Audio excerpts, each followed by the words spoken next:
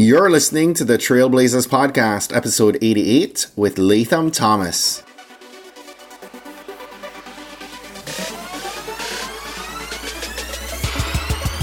You're listening to the Trailblazers Podcast, where we will explore the stories of successful Black professionals. Join us as we highlight the knowledge, resources, and tools of these accomplished trailblazers to help provide the know-how, confidence, and motivation you need to blaze your trail.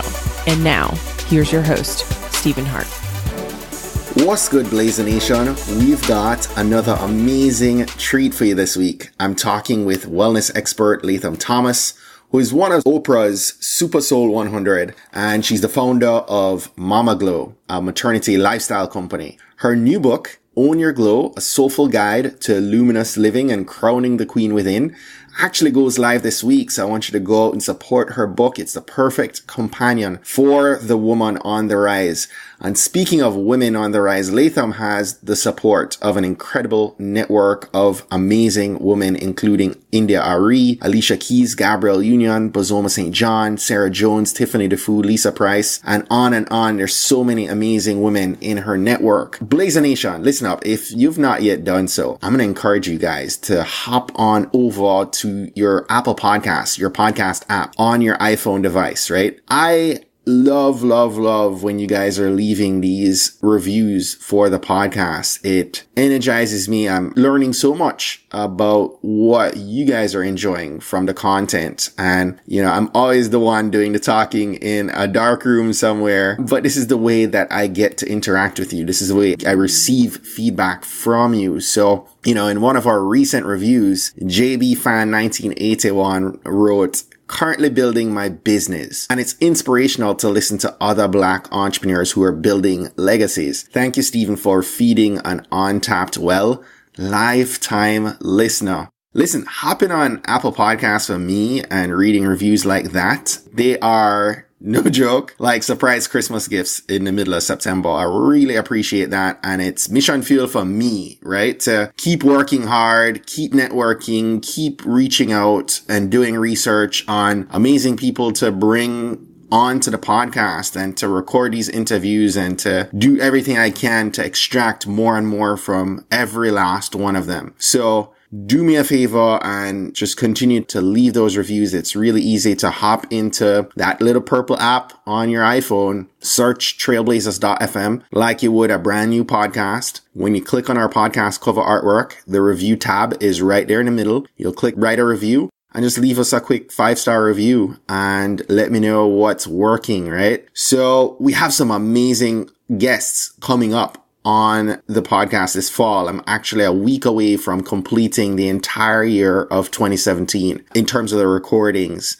I've been working through a block over these past couple weeks and just excited. I'm starting to even give thought now to what 2018 might look like. And one of the things I'm challenging myself, you guys know I've been delivering my first round of public speeches in August and September. I'm now complete with that. And I'm looking at a beta version of my very first product. And so really excited about that. You're going to be hearing some more information about an upcoming webinar to talk about my beta group. So stay tuned. I'm likely going to share some more information about that in our next episode. So that said, guys, let's get set to receive some mission fuel from this week's trailblazer, Latham Thomas. Enjoy.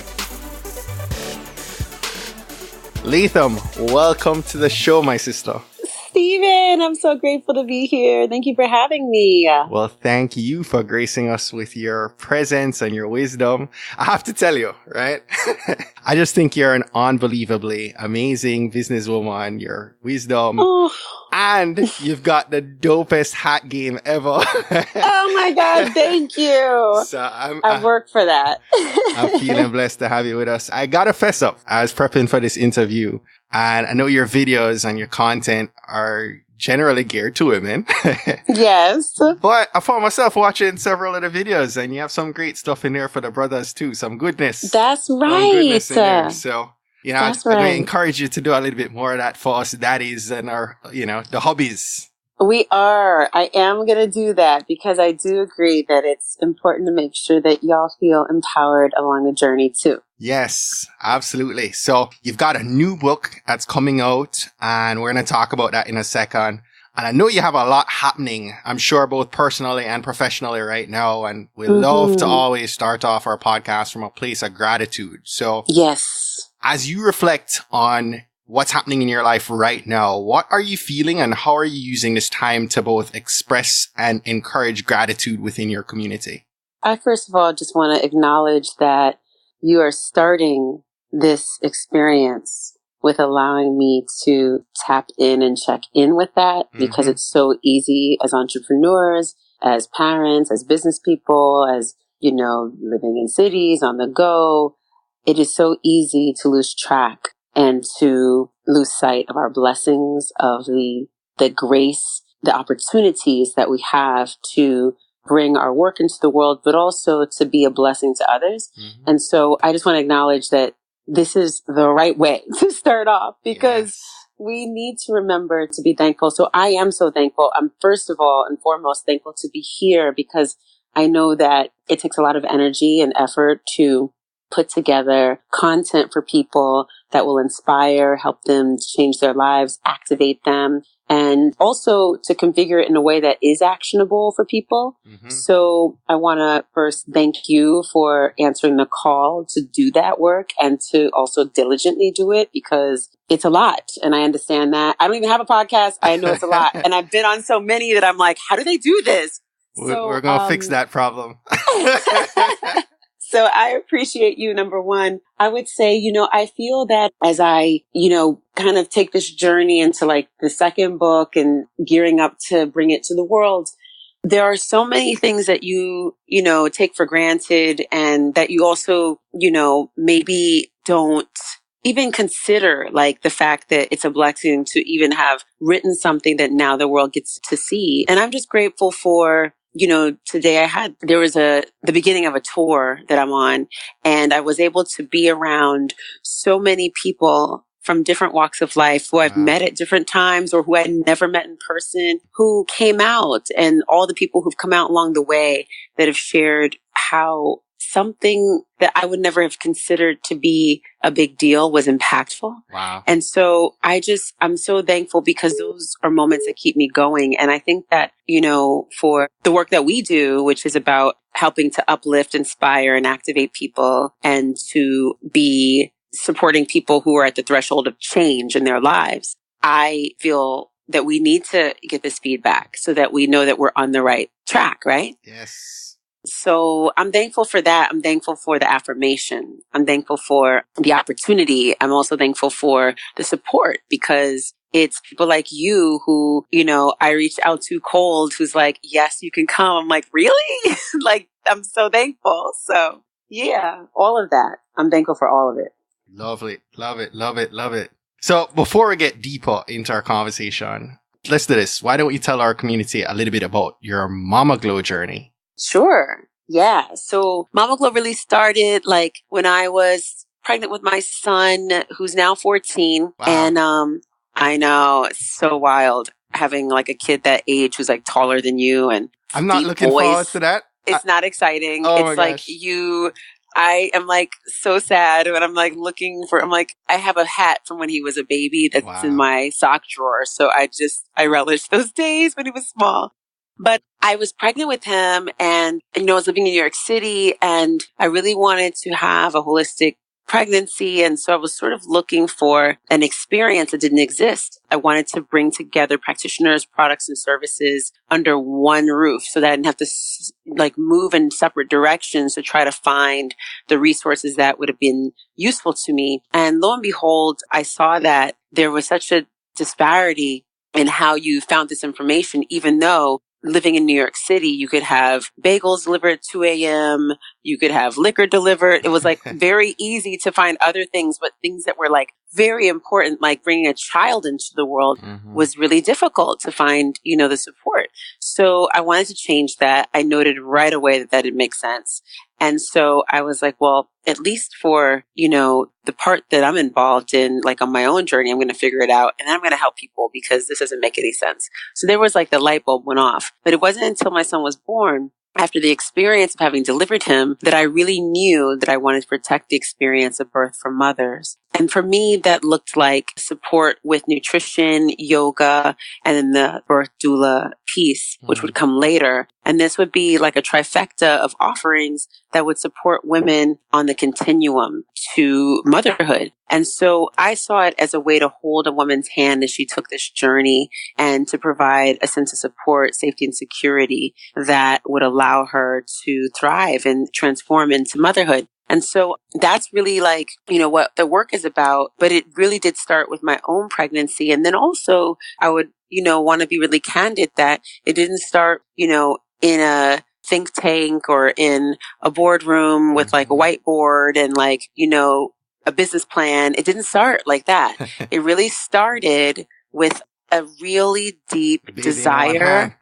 Yes. And a desire to help people. And yes, while the baby was on one hip or lying on my chest, or feeding him, I would be writing out like dreams and flow charting and drafting what would become, the rudiments of Mama Glow. And so I want people to know that like whatever you think is in the way can help you to dial into discipline so that you can continue the journey, because all these things that seem to be obstacles are really just like ways to strengthen your muscles of fortitude as you move through whatever it is you're trying to do.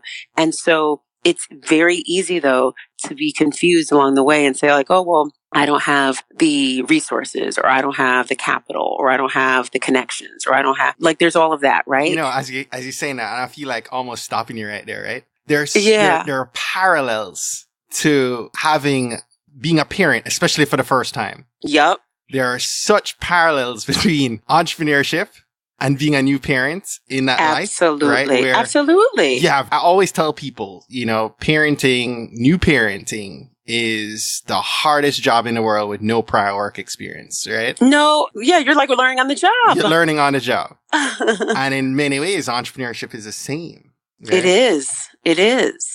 And I think that in that way, it's a gift in what it teaches us, just like our children teach us. We think we're going to come in and make this business and it's going to do this and it's going to be the next best thing. But what we find out, just like what we find out during pregnancy or once we become parents, is that the child comes to teach us, right? The business actually comes into fruition through us. Mm-hmm. And we learn from the business. We learn from the marketplace that dictates to us what we're supposed to provide. We learn from making mistakes how to pivot and transform and move in an opposite direction that could, help us succeed. We learn from mentors who are like maybe the aunties and uncles and people like that support us in the journey with new parenting. We have people like that who help support us in business. So I think absolutely those parallels exist. And the only people who really get what it is like to devote time and energy and effort in this way are parents. Like, I think the only people who really can understand how to also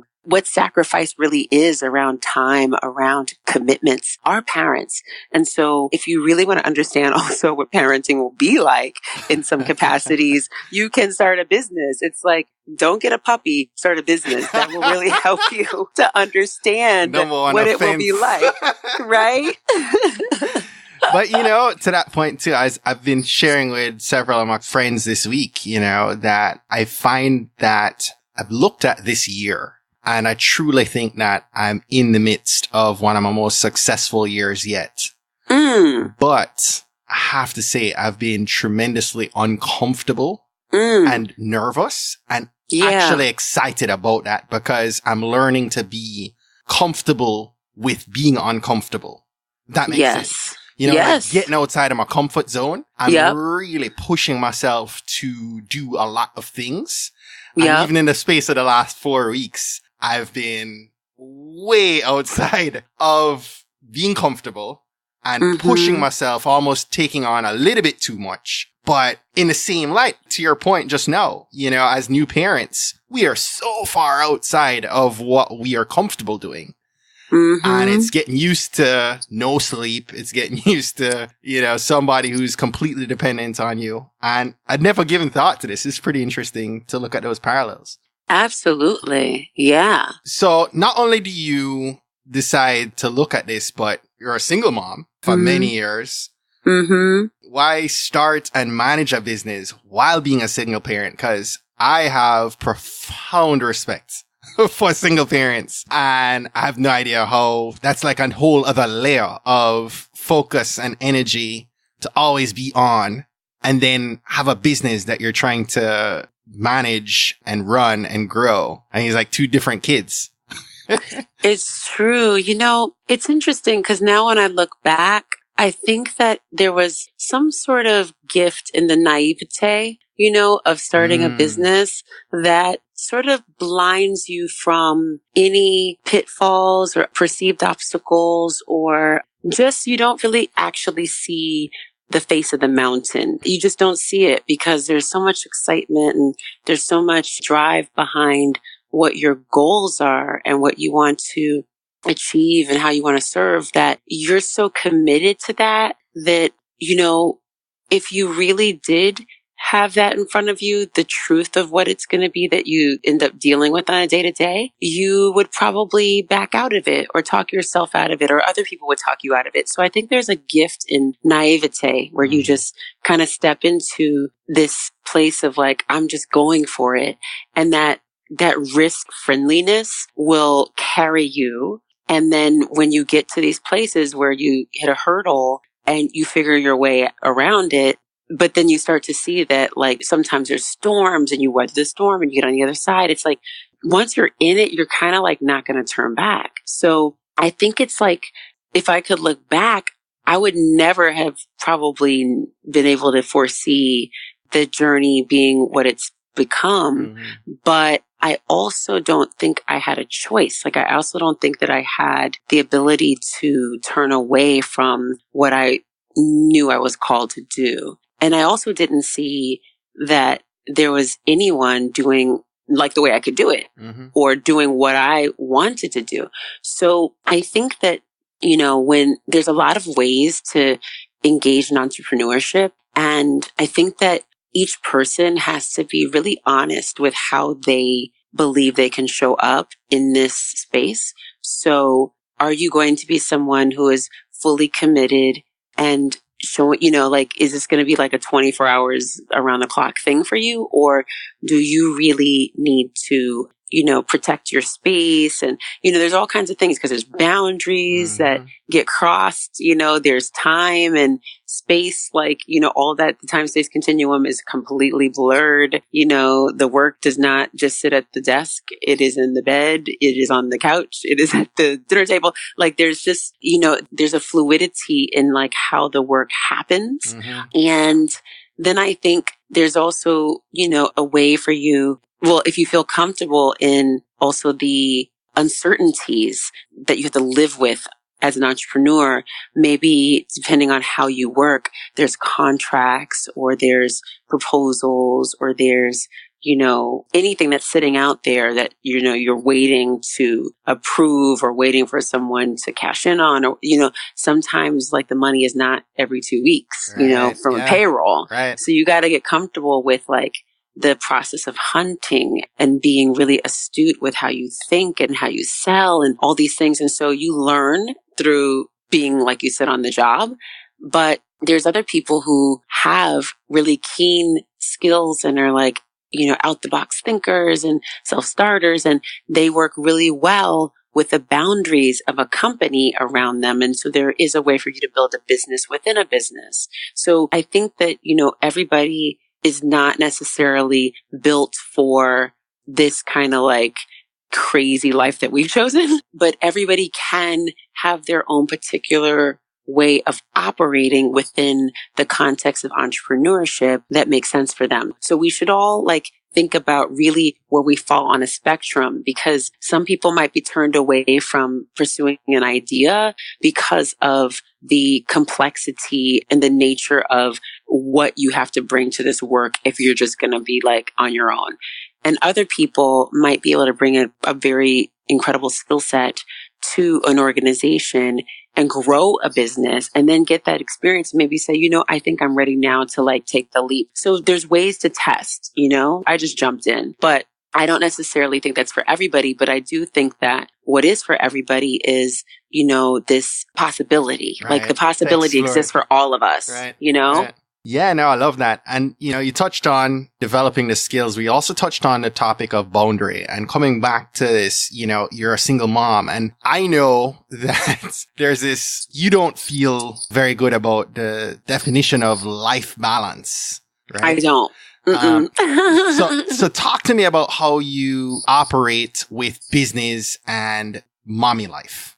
Yes. So I'm thankful now that I've been in a thriving relationship. So I guess I should say, like, now that my son's a teenager, he has a friend in my partner, and he's been very supportive. And so it's been like, I don't know what I would be doing with a teenager without being with somebody who has gone through that. And so that's been really helpful. And it also has taken me out of a space of being a single mom in a really important sort of life stage where my son is also transforming into a man. And so I'm really thankful, especially at this juncture, because I don't know what it's like to have a teenage son that is becoming a man. So this is new for me too. So I'm really thankful because I didn't have any, brothers. I only had, sisters. So it's, especially in this social climate too. Yes. With what's going on, it's like you really want to have like strong male figures. Yes. So I'm really grateful for that. And I would also say that the presence of, a different type of energy, that's more steady. Like I'm sustaining, but I'm also really, fluctuating and all over the place and disorganized. I'm in my own way, right? I mean, people will always say that about themselves, and the world thinks we're so organized. And I'm looking at like, oh, where's that note on a napkin? Or, I just feel like everything is all over the place sometimes. However, I do get it done. Now, it's nice to have somebody who has a steadiness, who goes to bed at the same time, wakes up at the same time. This kind of helps to modulate continuity, right? And so that's been very helpful. But for me, my goal in life is not to achieve quote unquote balance. I think that it's a futile, sort of goal to set. It's a futile pursuit because it's like, why do you want to put yourself in a position where you're constantly gauging where you fall in a continuum? You're constantly trying to check off the things on your checklist, your to-do list. You're constantly trying to empty your email box. You're constantly trying, like everything is like, if I could just get this little extra bit, then I'll be good. Or let me make sure I try to do all of these things so I can stay well-rounded. I'm not interested in wearing down my edges. I really think that what we should continue to focus upon is this idea of more like dynamic equilibrium, which when I talk about that, and that's a science term, but also what I mean by that is, nothing is still. Like the earth is moving, even though we're standing still or sitting down, the earth is moving fast, right? But even with that movement, we feel stillness. We feel like we're grounded, right? But we're being suspended in space. Now, that's movement, right? Nothing's still. Life is about movement. And so as we think about balance, what brings something into balance? If you look at a scale or a seesaw, or you look at a tightrope walker, for instance, what is actually keeping the tightrope walker on that tightrope is a pole, right? They use that pole to walk across. But the function of that pole is to throw them off balance so they can get to the other side. It is not to throw them into balance. It's to throw them off. And as it throws them off, they steady it and they move and they use it to walk across, right? So the idea of everything being in balance, everything is constantly changing and moving at different rates, right?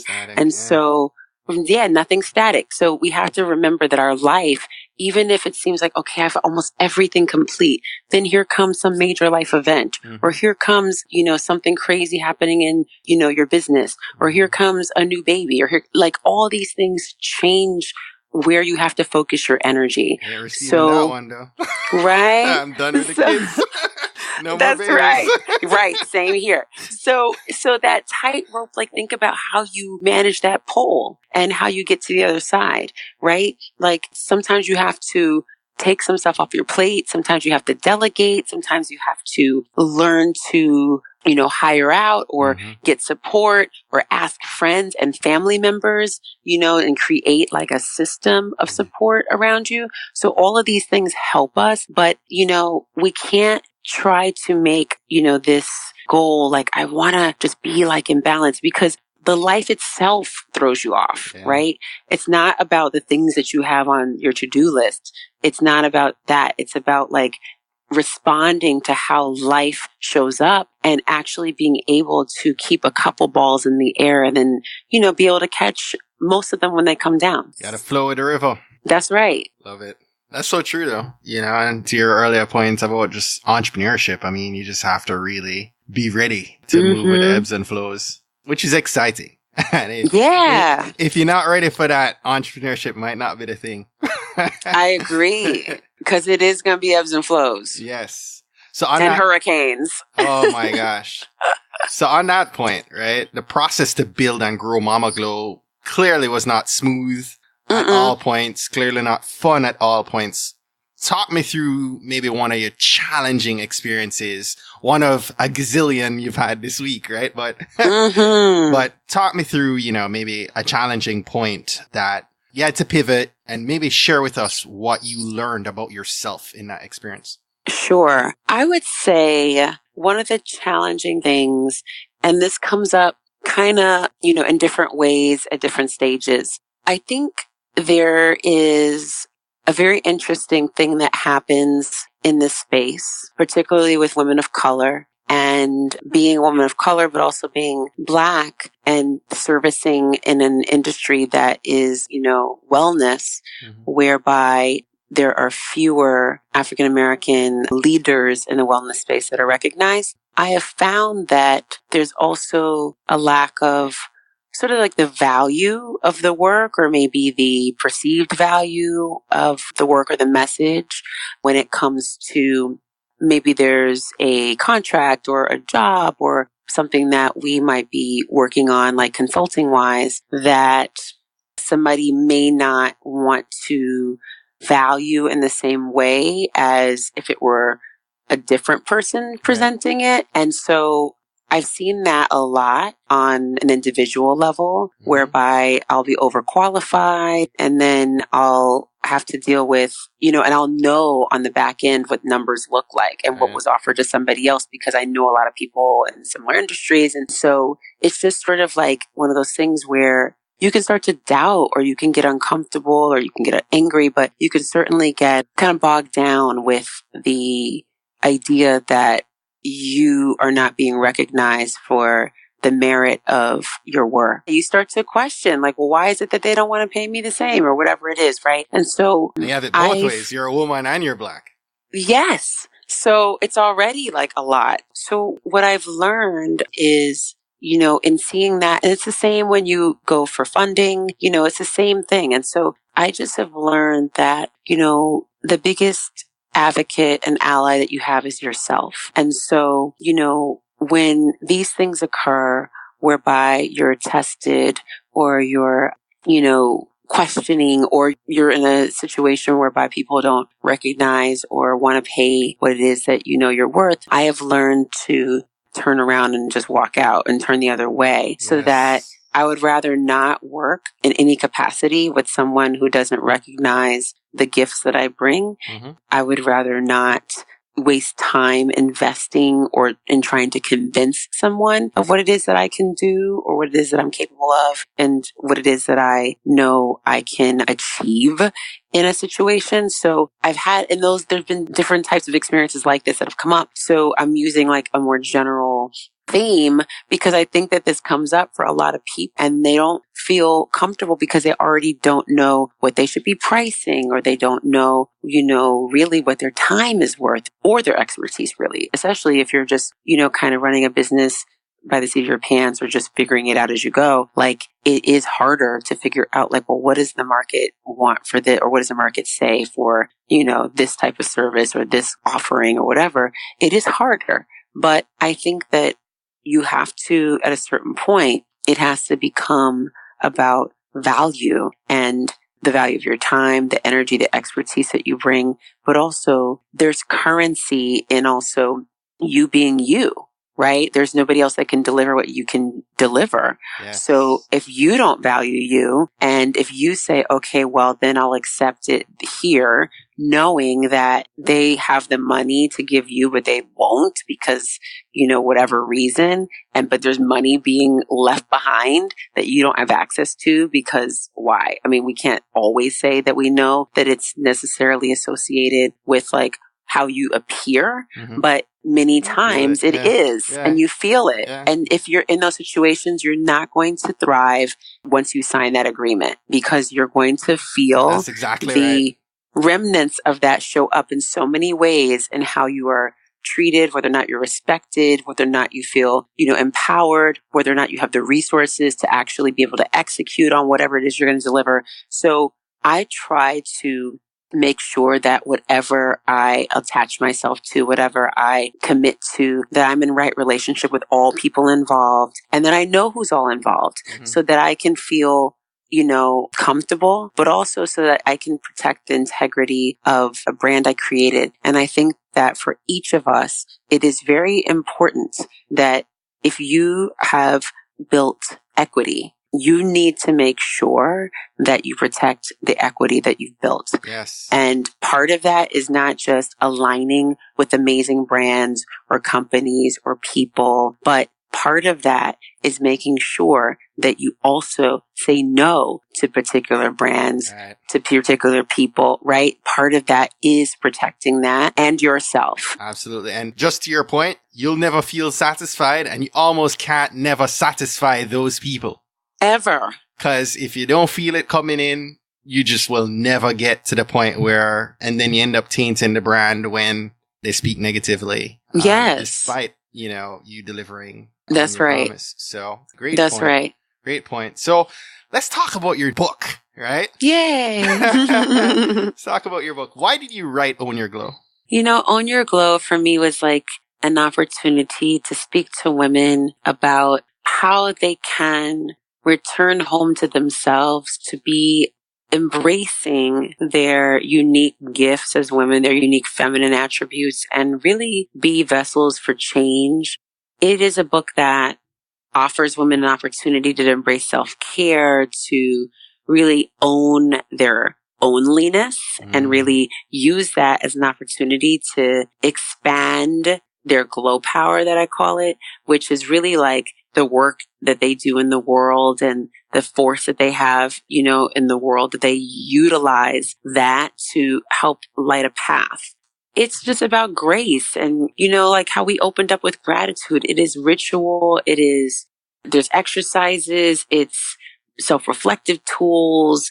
It's snackable information as well as really deep stuff too. Like it's not just like, surface ideas or, tips. It is really about tools, and the tools are for transformation. And the way that it's designed is so that it helps you to open up and peel back layers so that you can become more comfortable with the vulnerability within and use that to help reclaim your power. And so I'm all about supporting women. I'm all about supporting people, but particularly women because of the work that I do as a doula.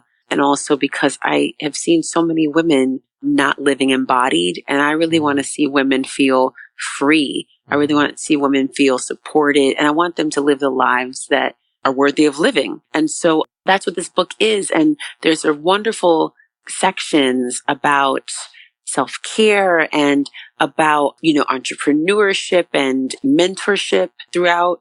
Actually, there's a whole chapter called Glow Guidance, which focuses on mentorship and the sanctity of mentorship and how to be a good one, but also how to be a good mentor, but also be a good mentee, like how you can even find a mentor to begin with, because I think people have forgotten about the art of communication and of cultivating relationships. And so I am helping to provide those kind of tools in that section of the book. So it's really about being a fully expressed woman. And that is really what I wanted to deliver as a gift, as an extension of conversations, of work, of reflections, and things that I've had my whole life or my whole adult life. And a lot of things that I've experienced also too as a girl that like found its way into the book. But it's really a powerful companion for women. Like I want women to have it in their purse and, you know, use it as frequently as possible to help them on their journeys. Wow. So quick question. I love that you touched on self-care. I want to talk about that in a second, but is the book geared to all women? All women. All right. Good deal. So it's not just the mommies necessarily. No mommies. I mean, you can be a mommy, but it is for all women. Awesome. You know, Mama Glow is like for moms, and this is for everyone. This is for all women who really want to move into the best version of themselves. Whereas Mama Glow, the book, and also the brand is really about women birthing their babies, but also birthing the best versions of themselves, as well as birth their dreams, right? It's an extension, but it's particularly focused on all women versus a subsection of women who might be pregnant. Love it. Love it. So yeah, you touched on self-care. I know that majority of people understand what self-care is, but if that's not the case, help us to understand what self-care means. Yes. So self-care for me is, you know, an opportunity to utilize my time for myself. It is about, you know, I love when Representative Maxine Waters said, reclaiming my time. It is about reclaiming time. Also, it's a revolutionary act because everything turns us away from our bodies. Everything turns us away from pouring into ourselves. So self-care is an opportunity to check in, to see where you are, to use this discernment, to set boundaries, to, you know, decide like, oh, I need to go to bed early so I can get up and have a fruitful day. It is, you know, telling yourself to get up in the morning and go exercise. It is eating the foods that, you know, work best for your body. It's not just pampering. And pampering is a big piece of, you know, what I share with people because it's a great entry point for people because they feel good when they take a nice bath or get a massage or get, you know, acupuncture or maybe take a long walk or read a book. Like these things all make you feel good. And they're necessary as part of a practice that allows you to slow down. So self-care is really at its essence about slowing down and being intentional with paying attention to yourself. And it's become very popular now. And so we see like self-care Sundays and all these ways of popularizing, but also I would say like commodifying a practice that really started as a revolutionary act for people in the resistance in the 60s to find a way to replenish themselves because they were under attack. They were doing so much in the community. They were doing so much on the front lines that they needed to figure out a way to sustain themselves. So if you look at the Black Panther Party, for instance, like that was part of their mission was taking care of themselves and taking care of the community. And so it wasn't just an act of self-care being, you know, for the self, but the collective self. So making sure that children had school breakfast or lunch, making sure that, you know, people could have this opportunity to commune, come together and feel protection. There's all kinds of ways that it flows into our lives, but the original kind of like, I would say, manifestation of not the original, but really like this has been something, you know, that comes down to us from ancient times. We hear these stories about like Cleopatra, for instance, who was bathing in like, you know, goat's milk and honey, right? And lavishing, you know, these kind of things that we hear or like folklore, right? There has always been a practice of beautifying and taking care of ourselves. But what I mean in terms of making sure that we feel this protection and that we feel this sanctity in our skin, that is something that is newer. And I would say that was something that came off of the 60s. And now we sort of have a different version of what self-care looks like. And it's definitely, I would say, the messaging is probably watered down, but the movement for women to reclaim their bodies as sacred and take time for themselves is stronger than ever, because we have the platforms like social media that help us to learn how to apply these principles more and more. So maybe, and you touched on several ideas for self-care, but what are maybe a few good self-care practices that we can incorporate? So I have a few. One that I really enjoy, and I want everybody to do this, not right now while you're listening to Stephen and I, but I want you to do what I call phone fasting, which is essentially, shutting off electronic devices. It's really important to do pretty frequently. So maybe it's something that you do once a week, or maybe you choose a day that you just have your phone off. If that sounds frightening, then maybe like for an hour or two, an hour or two. Once a week, you can just say, okay, I'm going to just decompress, put this thing away, be present to whoever I'm with, the kids, family, whatever, go outside, maybe put your feet in some soil or get your hands dirty in a garden, whatever it is, right? But basically, it's just about making sure that you get off the screens, right? And just tune into what's happening around you. And so I encourage you to do that also on a nightly basis. Make sure that you phone fast, just like, you go to bed at night, you don't eat throughout the night, you go to sleep, you close your eyes, you wake up, you break the fast and you have breakfast, right? In the morning, same with your phone, right? Like at a certain point, turn off your electronic devices and, have them put away so that you don't have to look at your phone while you're in the bed and things like this. Like put it away, right? So that's something just to think about. If that sounds, again, like a lot, then you can. People done stop this podcast. I know they already are like, you know what? I'm skipping to the next one. What was he talking about last week? To that point though, I will say one of the things I've been observing, and my wife actually brought this up, Kristen really kind of made a good point, to be mindful of what our kids are watching, right? Yes. Like in terms of our behaviors around our devices, right? So especially when we're at the dinner table, I've been deliberate to kind of just try and put the phones away and be present in that time with them. And in other times where you kind of want to be present. Yep. It's good for that as well. Absolutely. I think also, I'm really a big fan of taking time to just have a nice hot bath and soak. When you soak, you also open up blood vessels. And what happens if you're using salts also is that the salt helps to purify the cells. And it's a really great way for you to draw out impurities, but also to increase blood flow and relax your body. So that's a great thing to help prepare you for bed. If you think about all the things, if you're a parent, think about all the things that you do in terms of rituals to get your kids ready for bed, or even just ready for the day. Like all of these things that, we do to support their health, we should be doing. So think about, we give them a bath and we tuck them in, right? Giving a bath relaxes them and sets a tone for sleep. Tucking in, right? When you have that weight of the blanket and that closeness, that feeling of being hugged or swaddled actually relaxes the nervous system so that you can fall asleep, right? So all these things that we do for them, we should be doing. So if you don't have anyone to cuddle with at night, you can use a weighted blanket, and that'll also help to create that feeling, right, of support and safety so that you can fall asleep. Naps, for instance, like kids have to take naps. They hate it. We wish we could take naps as adults, right? But, creating space for naps, like whether that's the weekend, taking a nap, if you can't fall asleep like at your office or, at your WeWorks or wherever you are, then one thing I suggest, which is a great little glow tip, is to lie on your back.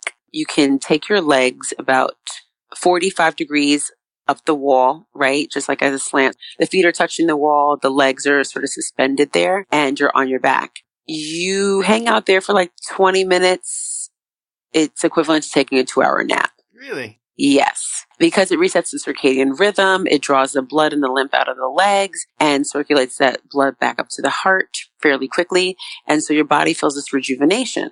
Now, that's huge for people like entrepreneurs who are like short on sleep, short on time. Like we have to find like tips and tools to help us, right? So that's like, those are just a handful of things, but I have so many in the book, but I really want people to really explore what works for them and figure out like, well, what is it that I will do consistently, right? And part of that is because it's a journey that you're on. Like it's one where every day you should be, taking time for yourself. So what does that look like that's sustainable? And this is so important when growing a business because, you pour so much into what you're building that sacrifice is a huge part of that. And sleep is the first thing to go. And then, diet is the next thing that we're not on top of. And so all of these things start going to the wayside so that maybe your business can do well. But that doesn't have to be that way. What we need to do so that we can actually show up and have energy and not have to be on coffee all day is make sure that we're eating well, right? And then make sure that we're staying hydrated and that we're moving our bodies every day. Like these are things that really sustain us and that help us to have energy throughout the day, whether you're growing your business or spending time with your kids. Like this is really important. So I'd like to extend the self-care umbrella outside of just the pampering and once in a while thing into what our daily practices look like, what they entail, and what type of boundaries we set around that time that we make for ourselves and the choices that we make. Love it.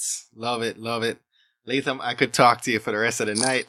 I know. It's now like almost 11 p.m. I know. I can't believe it, but we did it.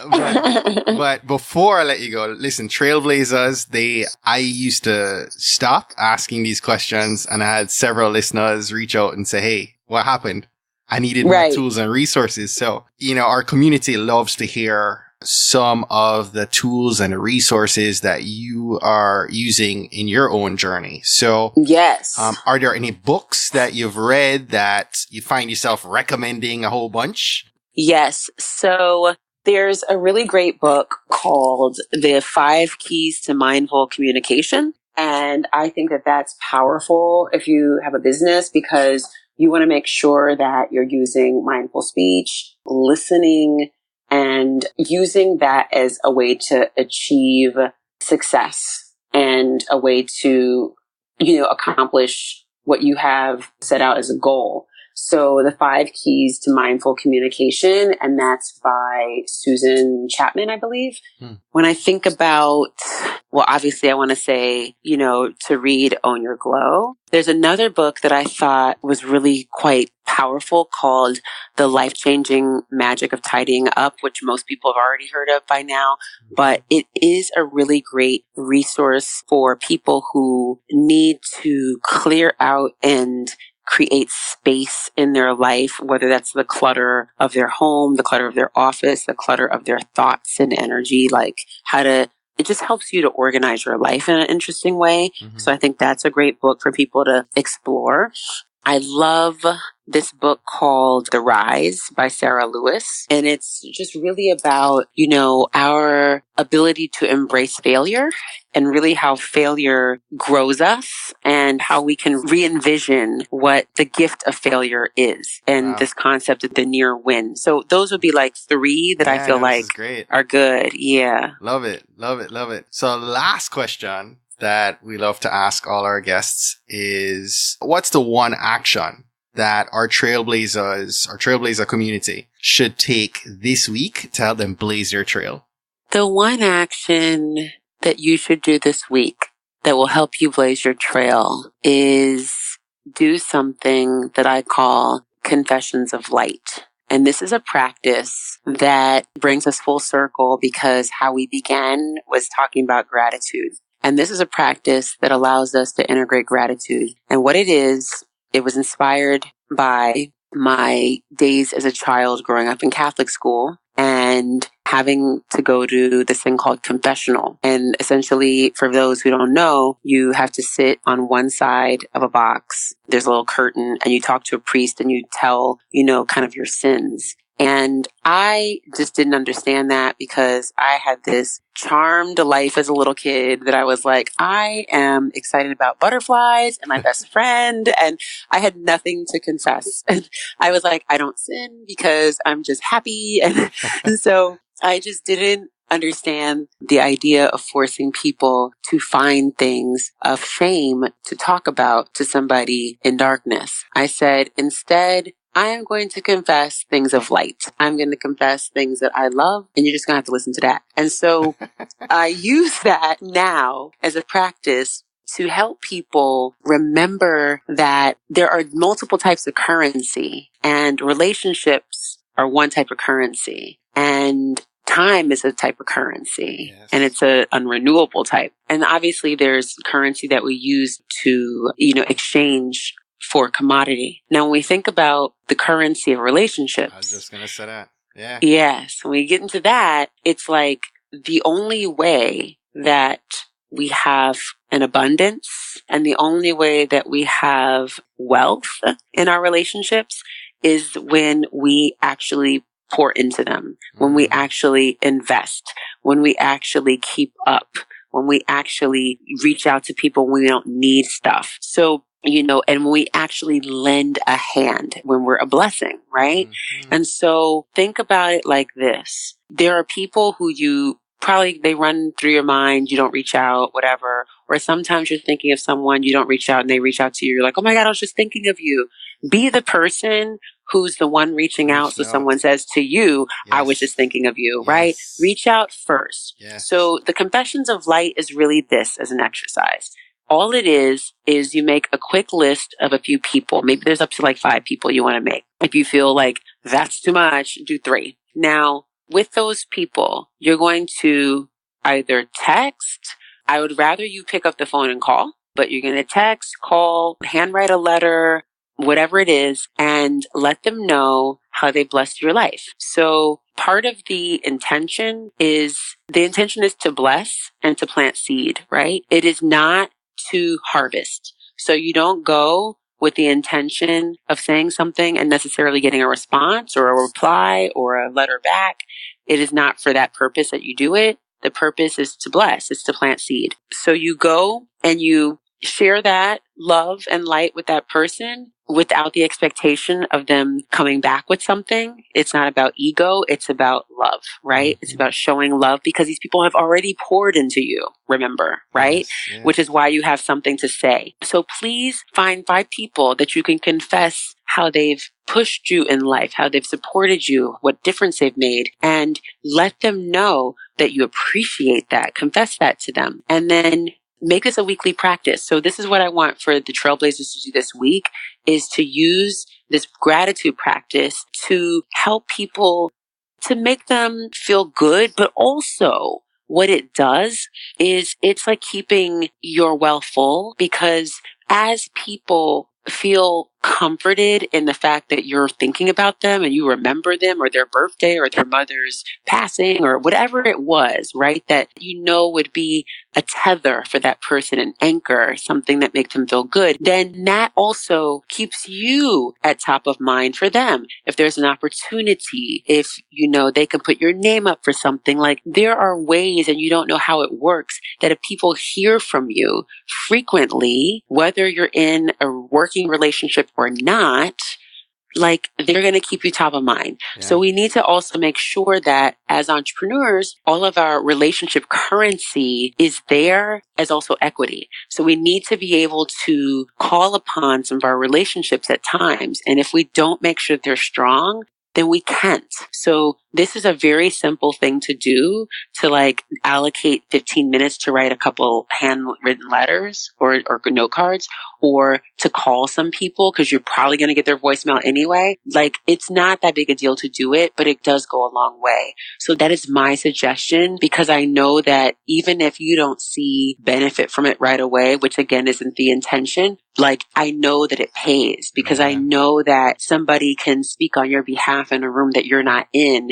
because you're top of mind for them.